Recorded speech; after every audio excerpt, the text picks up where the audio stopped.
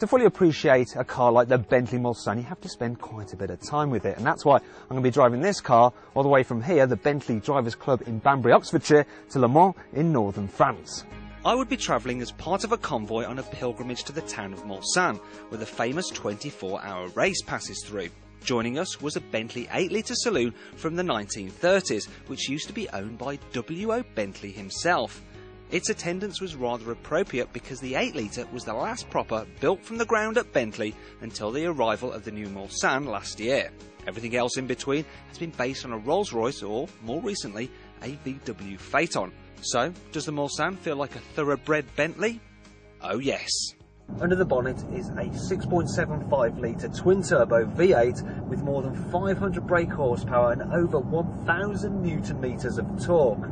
In true Bentley tradition, the engine doesn't rev particularly high. It redlines actually at 4,500 RPM, but it is so torquey wherever you are in the rev range. For instance, you can cruise along at 70 miles an hour and it's only pulling 1,500 RPM. But if you bury your right foot into the lamb's wool carpet, the nose rises, the exhaust starts to bellow, and it hurries off down the road at quite an alarming rate. In fact, if I had to sum up this car, it's probably best to describe it as a jet-propelled, stately home. There can be no hiding the fact that the Mulsanne is a pretty big car, but if you find a road wide enough to accommodate it, you'll find that it actually handles surprisingly well for something that weighs 2.7 tonnes. And like a proper Bentley should, you can put a smile on your face down the twisty bits. Ultimately though, the most important thing with a Bentley is of course comfort, and the sumptuous ride and whisper-quiet cabin meant the Mulsanne took the strain at the 120-mile schlep down to Portsmouth. In fact, it was actually a bit of a disappointment to finally arrive at the boat, as it meant we'd have to slum it with the hoi polloi. Thankfully, when it came time to disembark, we were at the front of the queue. After all, when you're in a Bentley, you don't expect to have to wait around. After 3 hours on the ferry, it's great to get back to the luxury of the Bentley. I'm surrounded by walnut, there's 17 hides worth of leather in here, some great features such as these solid metal air vents with the classic Bentley organ stops. I have to say, it's a very nice way to travel indeed. This kind of luxury doesn't come cheap though. The Bentley Mulsanne costs almost £230,000. But you know what? It's worth every penny. And while I was wafting through the French countryside, there was one aspect about the car I came to appreciate more than any other: the seats.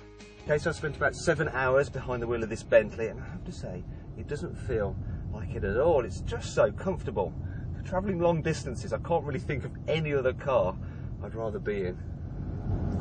I'll tell you what, I could get used to this kind of lifestyle. Unfortunately, I wouldn't get a chance to as we were nearing the end of our epic journey. However, we'd be going out with a bang because a party was being thrown in Bentley's honour, and we were the guests of honour.